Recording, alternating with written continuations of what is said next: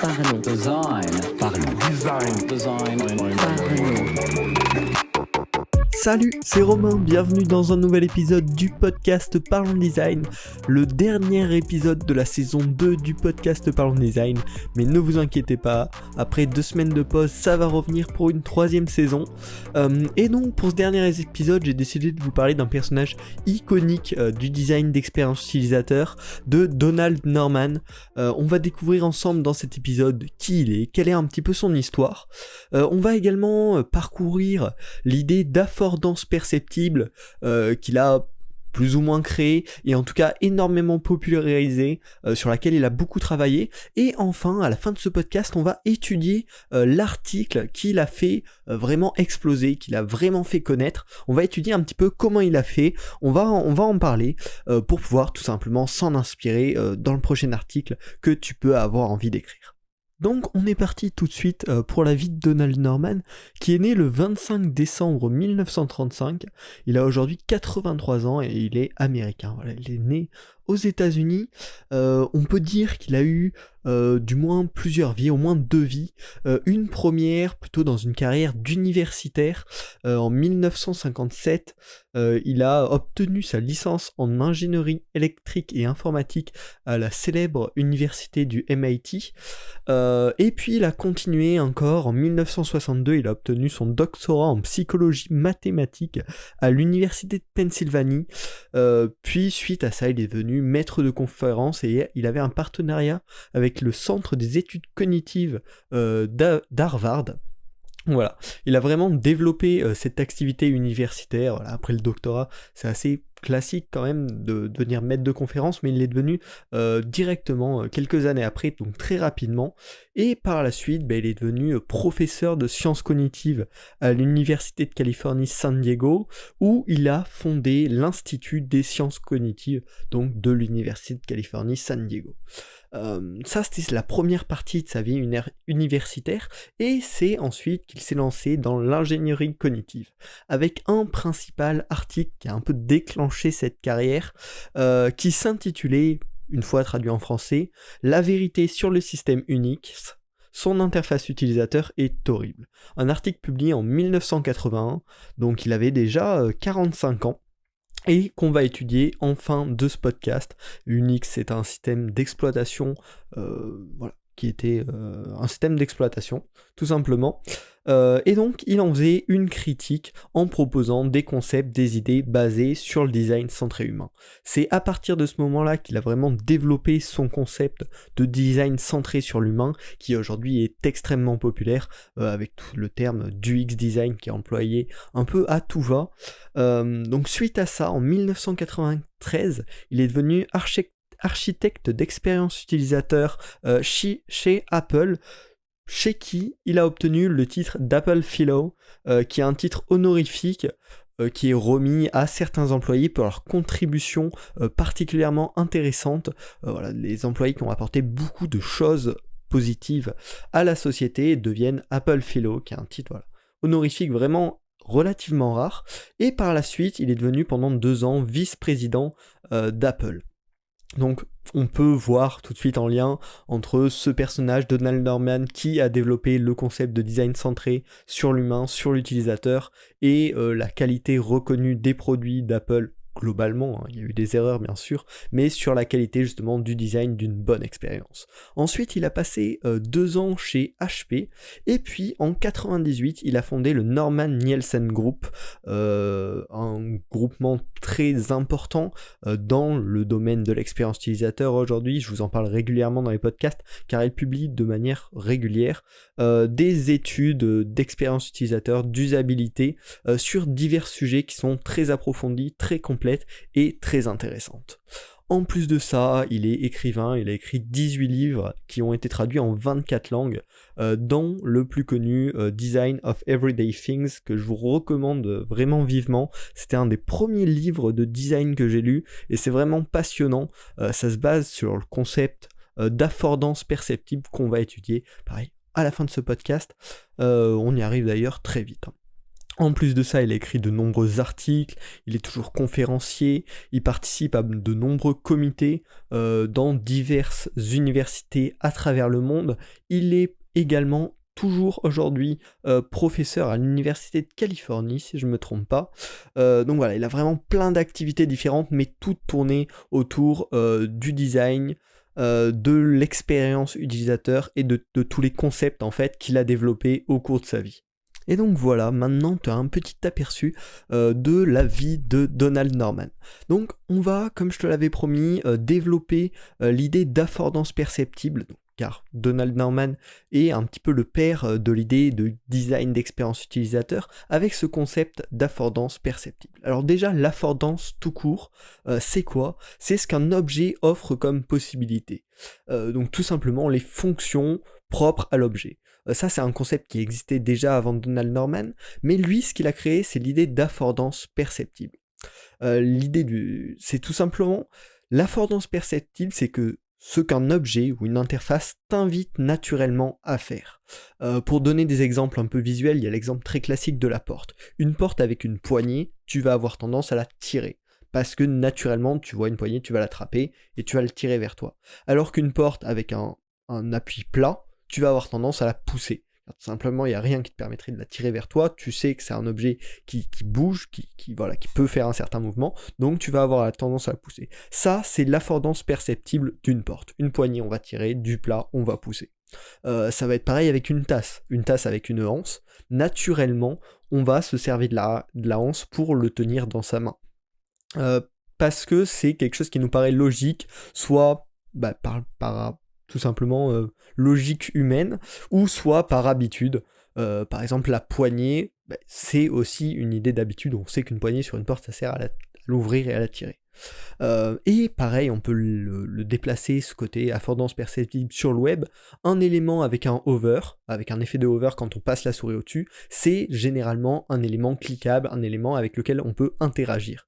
Voilà ce qu'est l'affordance perceptible selon Don Norman. Après, il y a aussi en face le concept de non-affordance, du coup, ce qui paraît assez logique et qui pour lui est soit une action non naturelle, quelque chose auquel on va pas s'attendre, par exemple pousser une porte avec une poignée, c'est pas naturel, on va pas essayer ça par défaut, donc c'est une non-affordance, ou ça peut également être quelque chose qui est perceptible, quelque chose qu'on croit pouvoir être faire, mais qui ne l'est pas. On va reprendre le concept de l'interface digitale, un élément avec un hover qui n'est pas cliquable finalement, qui ne propose pas d'action possible, c'est un cas de non-affordance. On croit qu'on peut faire ça, alors qu'on ne peut pas, donc c'est une mauvaise pratique, c'est quelque chose à éviter. Donc ça, c'est un concept complètement développé dans Design of Everyday Things. Voilà, je vous le rappelle encore, c'est vraiment un excellent livre que je vous conseille pour vous introduire au design d'expérience utilisateur global, pas forcément digital, c'est vraiment plus sur la vie de tous les jours, justement, sur les objets, sur le physique, mais tous ces concepts-là peuvent bien sûr s'appliquer au design digital. Et puis maintenant, pour terminer ce podcast, on va s'intéresser au premier article qu'il a fait connaître, voilà, vraiment l'article qu'il a fait exploser, la vérité sur le système Unix, son interface utilisateur est dorée.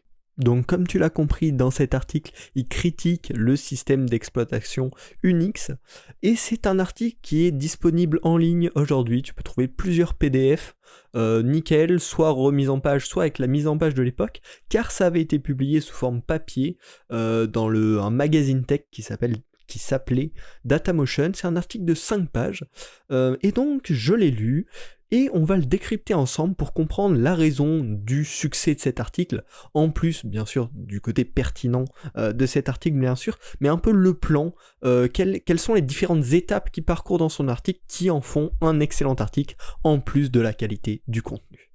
Donc je t'invite bien sûr après ce podcast à lire l'article, c'est très intéressant en plus, mais là on va le résumer et en plus en tirer les concepts intéressants. Donc la première page sur les 5, ça va être une page d'introduction, où il introduit très rapidement avec un cas réel, il parle de sa secrétaire qui utiliserait le système Unix et les problèmes qu'elle va rencontrer. Ensuite il illustre ça avec un cas précis, déplacer un fichier sur le système Unix, on peut rencontrer des problèmes assez incompréhensibles, même pour lui, qui est un utilisateur expérimenté, d'après ce qu'il prétend, c'est compliqué. Alors pour sa secrétaire, il nous laisse imaginer que ça va être très complexe. Et directement, dès ce moment-là, c'est le milieu de l'intro, il va tirer 3 critères de problématiques gênantes. Premièrement, la consistance des noms des fonctions, qui n'est pas cohérente d'une fonction à l'autre, les mêmes règles ne sont pas suivies. Également, la relation entre le nom d'une fonction et sa fonction, ce qu'elle va effectuer, qui des fois paraît complètement incompréhensible pour un humain qui ne connaît pas le système en profondeur, et le côté convivialité. Les données, les infos transmises à l'utilisateur sont relativement rares. Il donne notamment l'exemple plus loin dans l'article que pour le système Unix, renvoyer que tout marche bien, c'est ne rien renvoyer du tout. Tant que le système ne vous dit rien, ça veut dire que tout marche. Mais c'est un manque de données transmises à l'utilisateur qui casse la convivialité et donc la bonne expérience utilisateur. Ça, c'est des concepts qui décrit pour le système Unix, mais qu'il faut bien se souvenir quand on design des interfaces pour ne pas reproduire ces erreurs, bien sûr. Et directement, pour terminer cette conclusion, il va malgré tout remettre en avant les points positifs du système, qui sont selon lui que c'est bien développé derrière, mais c'est l'interface entre l'homme et la machine qui est mauvaise et qui est à améliorer. Donc finalement, en une page d'introduction, il résume un peu tout le souci de manière très claire, c'est-à-dire en donnant un exemple de la vie réelle, sa secrétaire, du contexte et des problématiques qu'il a dégagées. Rien qu'en lisant la page d'introduction, on a l'idée globale qu'il va nous transmettre à travers l'article. Donc ensuite, on a 2 pages de corps de développement de son problème, dans lequel il va donner un exemple très précis. Par exemple, pour lire un fichier sur le système Unix, on va devoir appeler la fonction cat.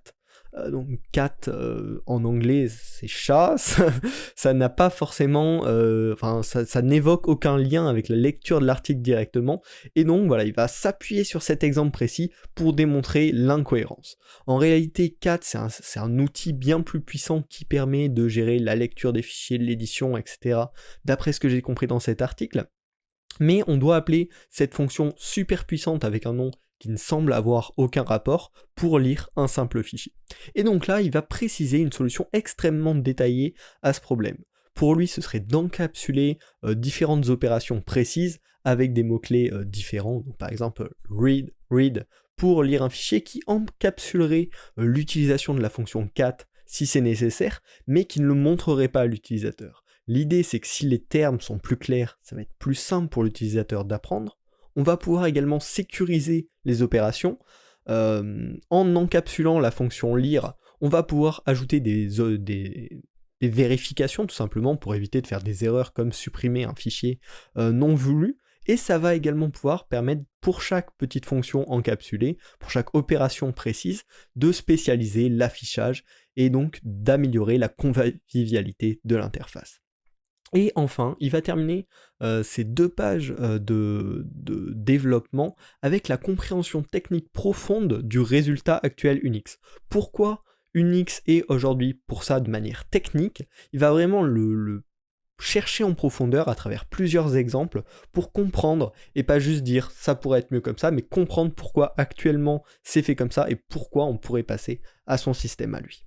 Et enfin, on arrive à 1 page de conclusion dans laquelle il parle de sa solution qu'il a fait main, mais aussi des défauts de cette solution, comment il pourrait être comblé par la suite. Donc voilà, il propose vraiment une solution concrète. Et enfin, la plus grosse, la majeure partie de la conclusion, c'est une conclusion large sur l'apprentissage humain. Comment l'humain apprend, comment on peut l'utiliser dans les interfaces. Donc il va vraiment élargir l'étude qu'il a fait du système Unix au design d'un système d'exploitation complet.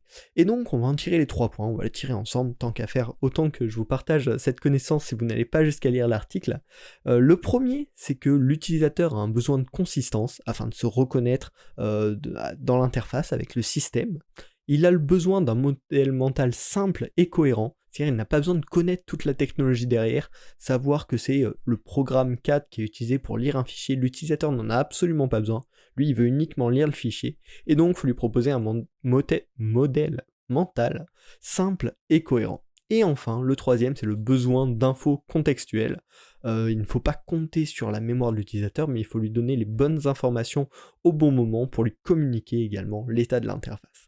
Donc finalement, dans cette conclusion, il répond aux critères problématiques qu'il avait évoqués dans son introduction, mais en les élargissant au design d'interface globale. Si tu as bien compté, tu as remarqué que sur l'article de 5 pages, je ne t'ai parlé que de 4 pages, c'est car il a inclus à travers cet article 2 encadrés séparés. Un sur Unix qui va expliquer qu'est-ce que c'est Unix pour ceux qui ne connaissent pas ou qui ont des connaissances trop faibles pour pouvoir comprendre le reste de l'article, il propose ce bonus, et également un encadré sur un autre point de vue, d'autres de ses collègues certainement, qui répondent plus ou moins à l'article de Donald Norman sur Unix, afin de proposer vraiment une pluralité des points de vue et plusieurs idées. Donc, c'est un excellent article pour l'étude d'un système. Finalement, on peut le résumer avec une bonne intro résumée de la recherche qui est très visuelle pour n'importe qui, même pour une personne peu passionnée par le sujet, encore très détaillé et compréhensif sur l'état actuel des choses, et enfin une conclusion élargie avec des principes sur le sujet, très large, tout en proposant une solution concrète, la solution qu'il a fait main pour le moment pour gérer ses problèmes Unix. Donc je vous invite vraiment à lire cet article, il est très intéressant, et bien sûr à vous en inspirer si vous voulez écrire un article étude de cas, sans reprendre tout, mais cette structure me paraît vraiment intéressante, vraiment complète. Donc si ce podcast t'a plu, t'as appris beaucoup de choses, n'hésite pas à le partager, ce serait vraiment génial pour terminer la saison 2 de Parlons Design. Tu t'envoies un message à tes amis, tu le partages sur les réseaux sociaux, ce serait top pour faire grandir la communauté. Et puis tu peux bien sûr t'abonner avant le retour de la saison 3 de Parlons Design dans 2 semaines. Merci beaucoup d'avoir suivi Parlons Design, merci beaucoup d'avoir suivi cette saison 2, et puis on se retrouve très vite pour un nouvel épisode. Salut. Parlons design. Parlons design. Design. Parlons design.